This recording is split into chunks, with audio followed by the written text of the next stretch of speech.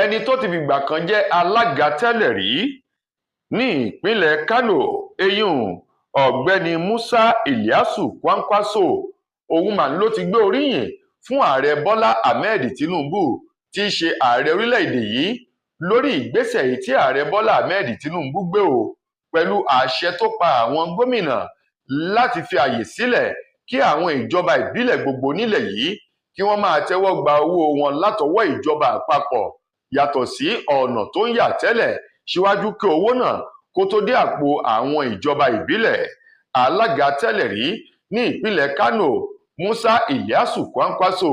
ní inú òun dùn pẹ̀lú irúfẹ́ ìgbésẹ̀ ààrẹ Tinubu yìí. Ó ní lótìtọ́ ní lódodo bá a bá ní parọ́ tanra wa o. Ó ní ààrẹ tó gbangba sùn lọ́yẹ́ tó kójú òṣùwọ̀n ní ààrẹ Bọ́lá Ahmed Tinubu. Ó ní tá a bá ní ipò ààrẹ èèyàn lò